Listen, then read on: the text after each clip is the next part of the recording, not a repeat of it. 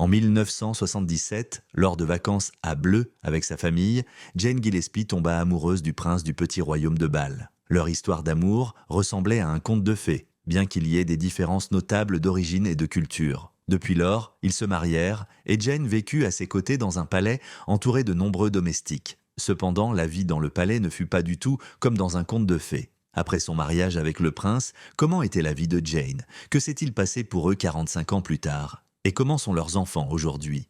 Découvrez-le dans cette vidéo complète. N'oubliez pas de liker, de vous abonner à la chaîne et de cliquer sur l'icône de la cloche pour recevoir des notifications dès que de nouvelles vidéos sont mises en ligne. Au fil de l'histoire, il y a eu plusieurs exemples de femmes ordinaires devenant les épouses de membres de la royauté. Par exemple, l'américaine Hull Cook s'est mariée en 1963 avec le roi du Sikkim, un petit état asiatique. Masako épousa l'empereur Naruhito du Japon en 1993 et Lisa Ali, une étudiante, épousa le roi Hussein de Jordanie en 1978, devenant ainsi la reine Noor parmi d'autres histoires fascinantes. Ces femmes ont réalisé leur rêve ultime, se retrouvant plongées dans des contes de fées modernes. Un phénomène similaire se produisit avec Jane Gillespie, une simple Australienne qui, aujourd'hui, est à peine connue pour cette aventure. Cependant, autrefois, de nombreux journaux occidentaux relataient de son mariage avec un prince asiatique, comme si Jane était entrée dans un conte de fées étranges,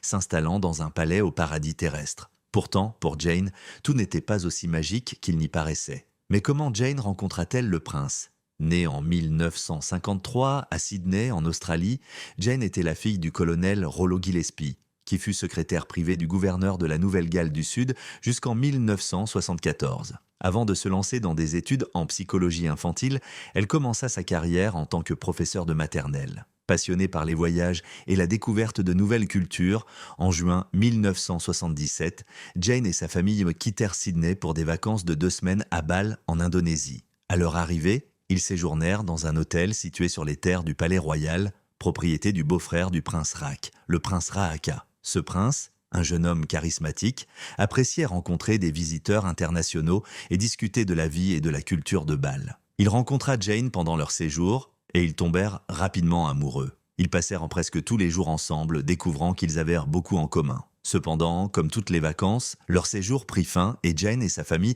retournèrent à Sydney. Jane reprit son rôle de professeur de maternelle, mais elle était hantée par les souvenirs persistants de la vie tranquille et sans souci qu'elle avait vécue à Bâle, en particulier le temps passé avec le prince Rahaka. Bien Jane qu'elle ait été éduquée dans les 2 écoles les plus prestigieuses de Sydney, la vie citadine ne la séduisait pas vraiment. Cependant, malgré la distance qui les séparait, Jane ne pouvait pas se résoudre à couper tout contact avec le prince Rahaka. Elle choisit donc de lui écrire des lettres, un geste simple mais chargé de sentiments. Il est amusant aujourd'hui de repenser à cette époque dans les années 1970, lorsque l'île de Bâle était si isolée qu'il n'y avait même pas de téléphone, pas même dans le somptueux palais royal. Chaque jour, Jane attendait avec une impatience grandissante la réception d'une enveloppe de sa part, une simple lettre qui semblait lier leurs 2 mondes, l'Occident et l'Orient, dans une étreinte silencieuse. Au fil des mois qui passaient, ses pensées revenaient sans cesse à son séjour à Bâle, à la douceur de ses journées passées à ses côtés et au bonheur qu'elle y avait trouvé. Ses souvenirs, vivaces et tenaces, finirent par lui donner le courage de prendre une décision audacieuse, peut-être même un peu folle. Quitter son travail et partir en vacances, non pas simplement pour se reposer, mais pour retrouver l'homme qui faisait battre son cœur.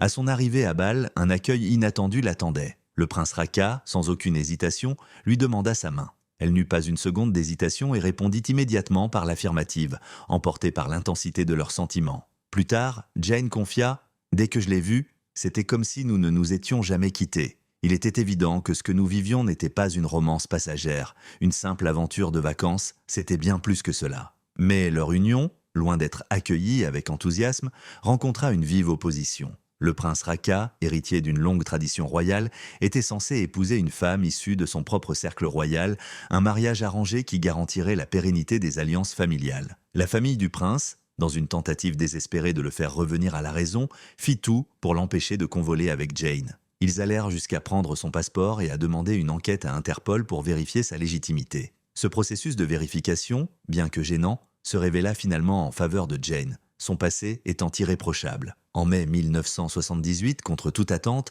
le couple se maria dans une cérémonie somptueuse, un véritable conte de fées pour ceux qui avaient suivi leur histoire. La fête fut marquée par 4 changements de tenue, symbolisant les diverses étapes de cette célébration exceptionnelle. De nombreux invités en provenance des villages alentours étaient présents pour ce moment historique. Les parents de Jane, venus spécialement de Sydney, assistaient, émus, à cette étape capitale dans la vie de leur fille. Ils étaient enfin réunis, après des mois d'incertitude, pour célébrer l'amour de Jane et du prince Raka. Après le mariage, Jane adopta le nom de princesse Djohasri, un titre qui évoquait à la fois son lien avec la famille royale et la beauté spirituelle de son union. Le nom Jro, signifiant de palice, et Asri, signifiant parfait, devenait désormais sa nouvelle identité. Le mariage eut lieu dans une région profondément imprégnée de la foi hindoue, une terre vénérée à travers toute l'Indonésie, bien que le pays soit désormais une république. Malgré les bouleversements politiques, la famille royale de Bâle continuait d'être perçue comme les gardiens de cette tradition spirituelle, jouissant d'un respect et d'une vénération considérables. Il est intéressant de noter que, avant l'unification de Bâle en un royaume cohérent, cette région était composée de plusieurs petits royaumes bouddhistes et hindous qui avaient régné sur différentes parties de l'île volcanique. L'atmosphère unique et romantique de Bâle, cet endroit empreint de mysticisme et de beauté, ne pouvait que séduire une jeune femme comme Jane.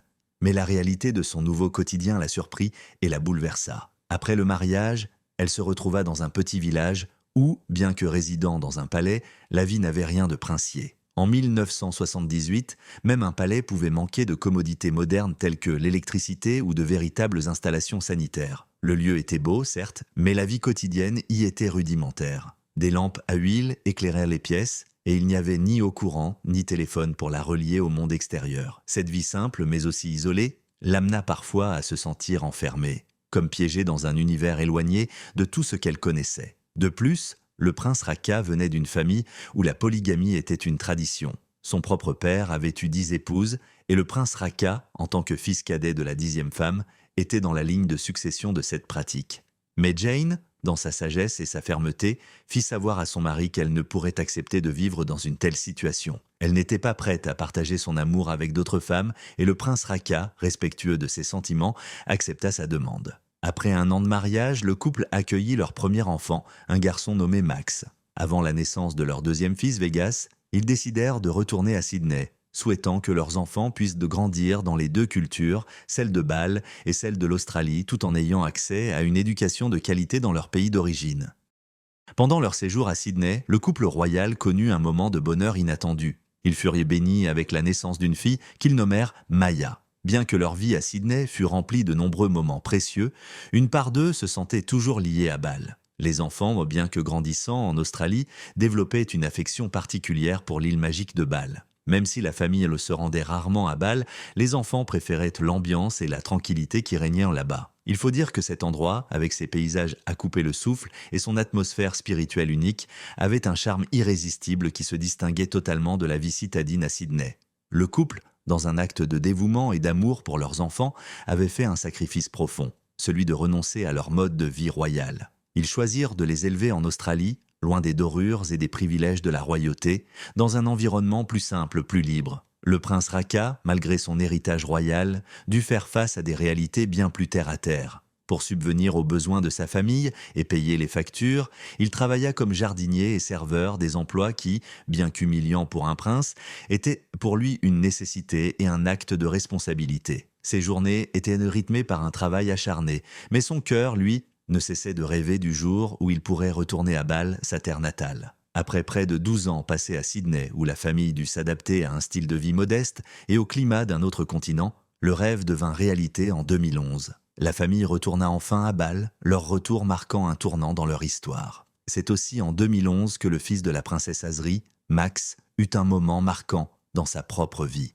Il se maria dans une cérémonie grandiose avec Salma, une animatrice de télévision indonésienne bien connue. Leur destin s'était de croiser à Bâle, tout comme cela avait été le cas pour la mère de Max. Leur mariage fut un événement d'une ampleur rare, se déroulant au Palais Royal de Bâle, un cadre majestueux et solennel. Plus de 2500 invités, parmi lesquels des prêtres de haut rang et des diplomates venus des 4 coins du monde, assistèrent à cet événement grandiose. Ce mariage fut un parfait mélange des cultures bouddhistes et hindouistes, ce qui apporta une touche particulière à la cérémonie et créa une ambiance mystique, loin des unions plus modernes et conventionnelles. Le mariage de Max et Salma devint ainsi un symbole d'unité et de respect des traditions. une véritable fusion des héritages spirituels. Aujourd'hui, le prince Raka occupe un rôle de grande importance à Bâle. En tant que chef des affaires culturelles et religieuses, il œuvre sans relâche à préserver et à promouvoir les traditions de l'île, un héritage précieux qu'il protège avec fierté. De son côté, la princesse Azri et son fils Max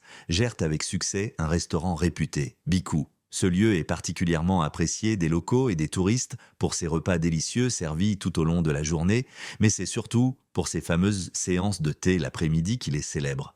Le café dirigé par la princesse est devenu un lieu de rencontre prisé, un endroit où l'on savoure des moments de détente tout en admirant la beauté de la nature environnante. Aujourd'hui, 45 ans se sont écoulés depuis leur mariage et la princesse Azri, bien qu'approchant des 71 ans, reste d'une beauté remarquable. Ses enfants ont maintenant leur propre famille, mais elle n'a jamais perdu le lien intime qu'elle entretient avec eux. Elle veille sur ses petits-enfants avec une attention particulière, peu importe où ils se trouvent dans le monde. Malgré le passage du temps, l'amour entre la princesse Azri et le prince Raka reste aussi solide qu'au premier jour. Leur relation a traversé les épreuves de la vie et du temps, mais leur amour n'a fait que grandir. Ils continuent encore aujourd'hui à s'accorder des moments de complicité, sortant ensemble pour des rendez-vous romantiques où ils savourent du popcorn tout en regardant un film. C'est leur façon de garder vivante la flamme de leur amour, même après toutes ces années. Les deux partagent régulièrement leur histoire d'amour avec les journalistes, répondant à des interviews où ils témoignent avec tendresse de leur parcours.